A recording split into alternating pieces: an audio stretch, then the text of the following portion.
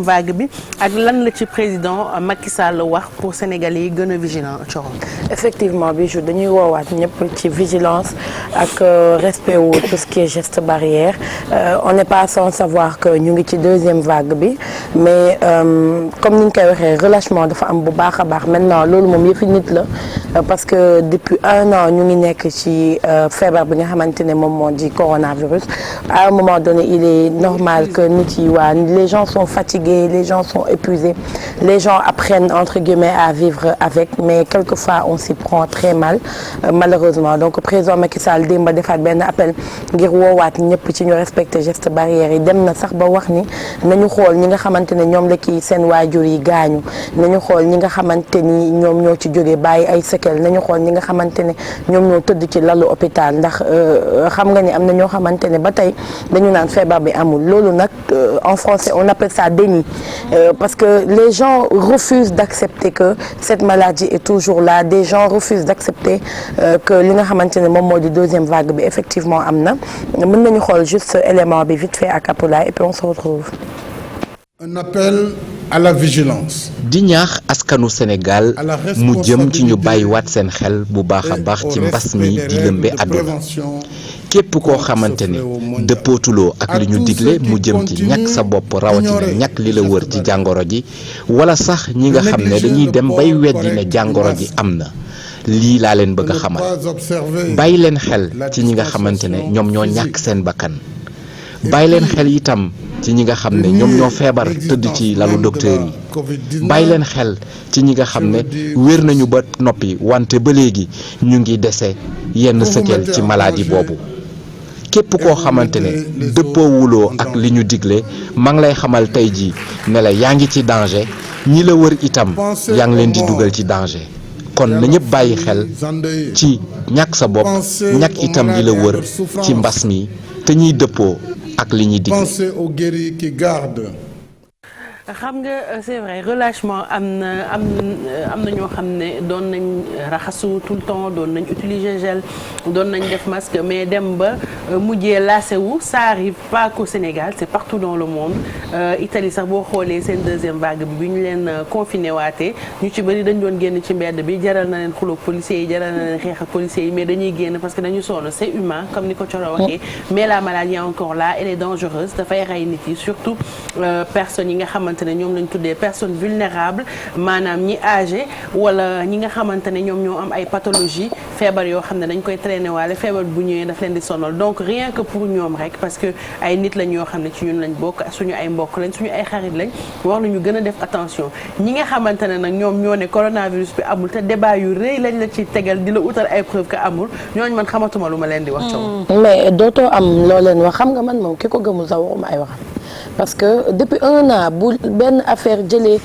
téye le monde entier depuis décembre 2019 ba décembre 2020 yow nga ne feebar bi amul xam nga man yow moom mënuma laa sensibiliser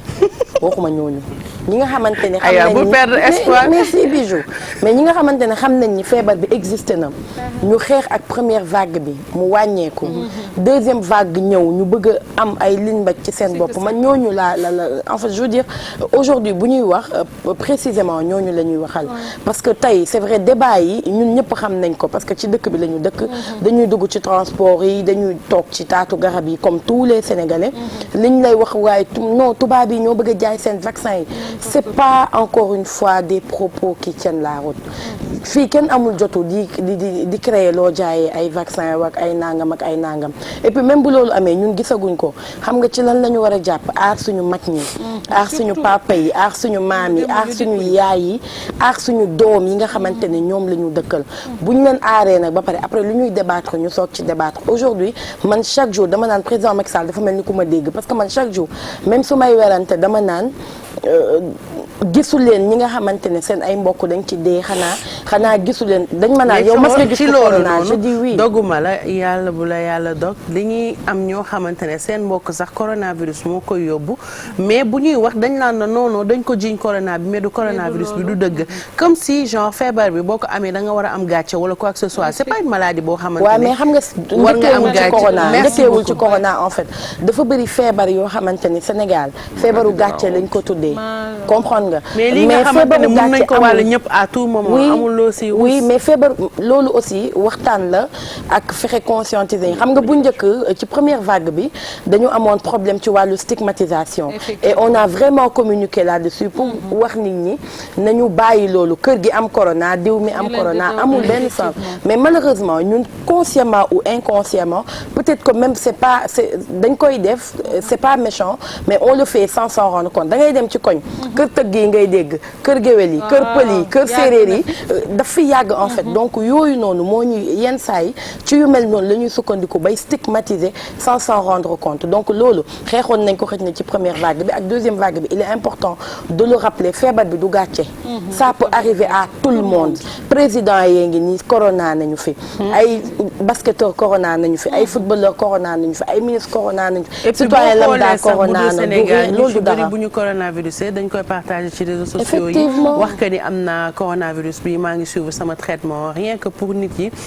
xam ni que du loo xamante ne feebaru gàcce la et puis boo amul pathologie mun nañ ko faj mais danger bi mi ngi résider ci ñu wàllu ko koo xam ne mag la wala mu feebar loolu mooy danger bi loolu bu si amul woon duñ sax sonnal peut-être nit yi ci takk leen masque wala raxasu leen wala def leen distanciation sociale loolu moom en fait c'est boo demee ba tàmm ko yow da ngay dem sax réflexe lay mujjee nekk ci yow loolu effectivement loolu lu am solo la ci jamono ji moo tax démb j'aime bien le message du président bi du rek li ñu teg ni mais tweet yi mu def sax préciser que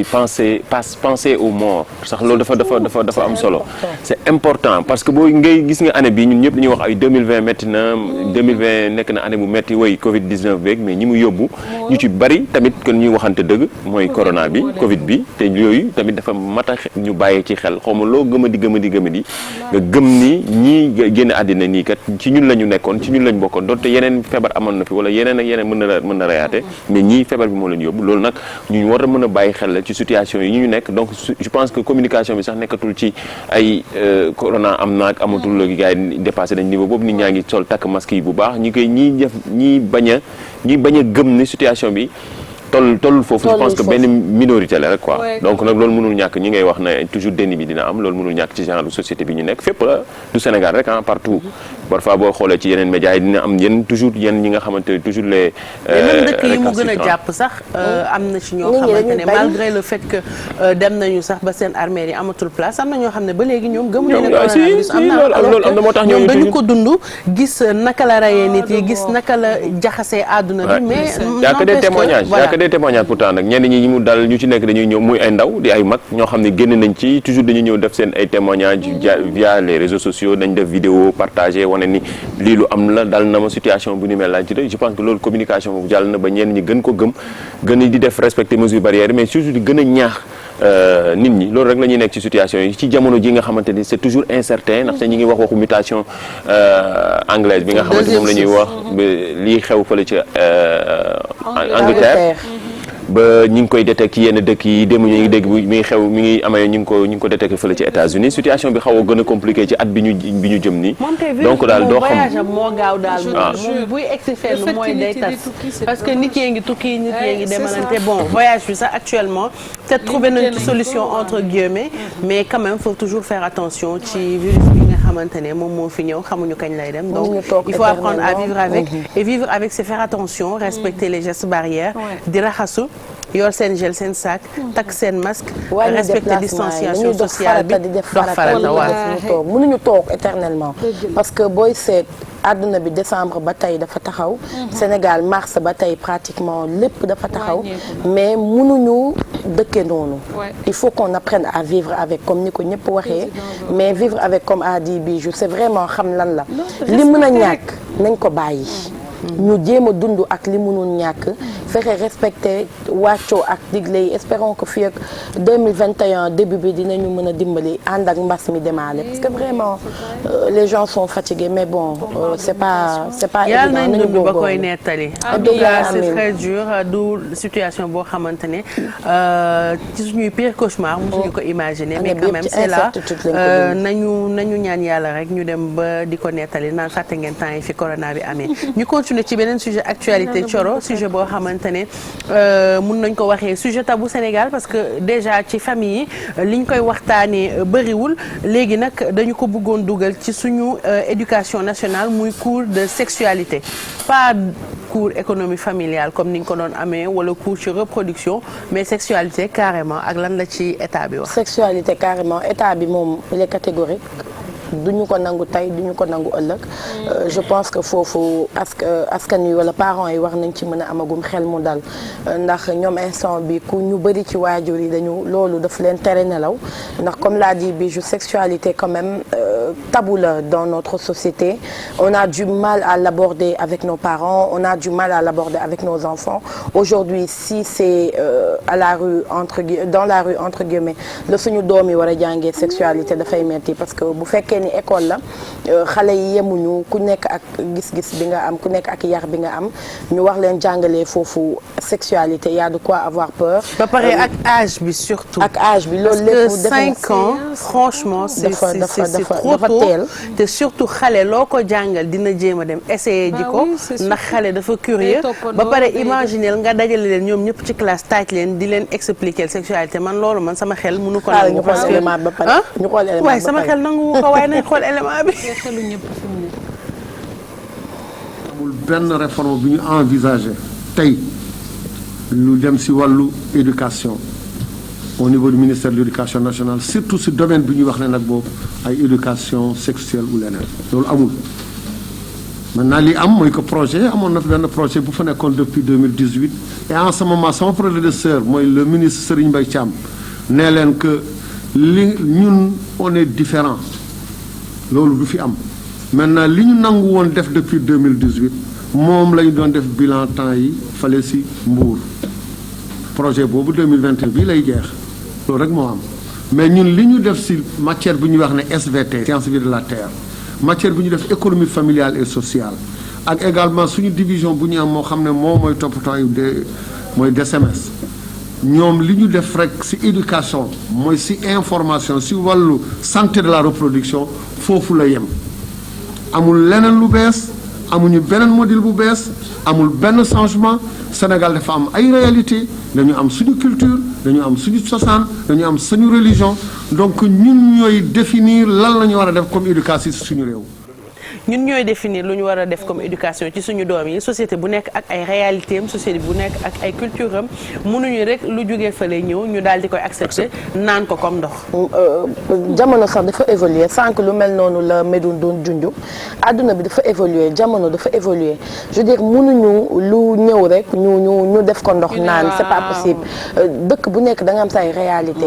société bu nekk da nga am sa ay réalité da nga am nu affaire yi di doxee da nga am nu affaire yi di yëngoo aujourd'hui du man gëwuma ni parents d'élèves moo ñu war a jàngalal suñu doom sexualité moi personnellement gis nga li nga xamante ne suñu naataango tubaab yi ñoom ñoo ko bind à l'aube de la rentrée scolaire des parents s'inquiètent de nouveau et puis y a de quoi en fait parce que dafa teel du âge boobu la ñuy war a jàngale xale sexualité loolu benn la deuxième chose là j'ai une précision que il s'agit en réalité d'une brochure réalisée par la santé publique pour les adolescents. Oui, mais c'est pas C2, c'est un C2. lii lu yàgg la ci quelques mois derrière c'était en France suñu confrères yu LCI ñoo doon reprendre waat ñoom tamit débat la fa woon gis nga reportage yi quelques mois en France nu mu demee noonu ndax ñoom tamit ñu ci bari ñenn ñi ci dañu d'accord lu ñu ñoom tamit ci seen dëkk xale yi dafay tuuti trop ci yenn manuel scolaire yi parce que livre yi ñu ko def ay livre xale la en fait ay CP ay CE ay CI xale yi mënuñu c'est-à-dire après da ngay dugal seen bopp yoo xamante ni non seulement xamuñu ko mais comme a dit Bijou tantôt dañ koy bëgg essayer loolu benn la deuxième chose mooy boo liiree seen yenn ci ay documents yu ñu proposé tu comprends que li ñu bëgg sax du lii rek parce que bu ñu demee ba war a wax nit ki ne peu importe sexe boo ñëwee war nga mën a tànn sa genre ça va on va plus loin préciser ndax léegi ñoom ci seen document administratif yu bëri genre dañuy def masculin féminin ñun yooyu xam nañ ko après day defar autre donc oui, c'est mais toujours loolu toujours ñu wax ni. ñun du ñu nekk société boo xamante ni toujours dañoo am suñuy valeur ministre bi wax na ko léegi. dafa am ñun ci ay bases yu ñuy doxee. kon ñoom seen ay réalité ñoom nag man dama considérer que ni yii c'est quelques mois derrière man booy xool seen médias yi man xamoon naa ni dinañu toujours débat bi au Cameroun récemment gis nga reportage au Cameroun gis nga récemment reportage yi ñuy jàllale France 24 ñoom tamit situation bi bu ñu fi soulever débat bi nii et xoolal surtout population bi dañ ne ñett dañu taxaw ne lii du fi amee ba loolu gouvernement bi dafa mujj reculer ndaxte naroon nañu topp li nga xamante ne ñoom la tubaab bi bëggoon donc loolu nag lu am solo la donc dañuy wax ni toujours ñun dañuy feesal suñuy culture yi nga xam ne dafa am moo taine dañuy am repère ci suñu domaine éducation mooy di feesal ñi nga xamante ne suñuy héros lañu moom lañ ko waxee loolu sax dafa war a évoluer ñun peut-être jàng nañu ay ñoom Victor Hugo c'est bien ay ñoom Jean-Paul Sartre rek ñeneen ak seen ay réalité c'est bien mais ñun tamit jamono ji nag dañu xoolaat sax léegi c'est une occasion ñu xoolaat suñu système xoolaat suñu programme ce n'est plus au moment où on doit di xoolaat parce que depuis l'année dernière yee ngeen ko doon wax il ne faut plus ñu naan il faut vraiment poser les actes. Oui, il faut le faire maintenant pour même ministère bi ils sont prêts à faire on va parler pour wax leen que ce qu'on veut c'est que ci biir programme yi ñu jàngal ñu ñun la kan ci biir programme yi ñu jàngal ñu lan mooy suñu valeur ñan ñoo ci nekk référence nan la ñuy war a mën a comporter woo su ko defee déjà présent maintenant voilà mi ngi noonu kon futur dëkk nag ci ndaw ñi la basé wu donc ci commencé ci bas âge bi la ñu commencé xam nga ñuy jiite nii duñu ay polonais duñu ay chinois ay sénégalais nañu wax dëgg xam vraiment nos réalités donc lii dafa posé waat débat bi nga doon wax sànq mu ñëwaat pour ñu xam lan la ñuy jàngal suñu ay doom ministère bi ils sont en phase ak li population bi di wax parce que xam nañu quoi c'est-à-dire ils sont beaucoup plus informés que nous donc xam nañu lan la réew mi soxla parce que li nga xam ne moom mooy dugg ci enseignement bi ñoom dañ koy définir donc tey pare nañu pour li nga xamante ne moom la ñuy wax depuis des années ñu teg ko ci ay actes mu leer parce que aujourd'hui mënuñu rek di jéggaani sur tous les plans li ñu jot a jéggaani ba ñu amee indépendance ak léegi rek dafa doy aujourd'hui pour ñu trouver suñu ay repères pour ñu xam ñun ñooy ñan il faut vraiment li ñu moom ñu gën ko jàngal suñu ay doom donc tey man après sujet bi nga xamante ne moom la ñu andi sama xel dafa dem ci mani ñi nga xamante ne seen doom yi programme français la ñuy def par exemple est-ce que dinañu mucc je dirais même France les gens n'étaient pas d'accord oui même en France les gens ne sont pas d'accord effectivement tout le monde n'est pas d'accord ba pare gis nga sexualité coro dafa délicat boo xamante ne parent bu ci nekk soo amee doom toi tu te demandes ban âge laa mun a waxtaanee sexualité ak sama doom ak naka laa koy aborder ak moom waaw mais yow boo nekkee parent tu te poses la question da ngay xalaat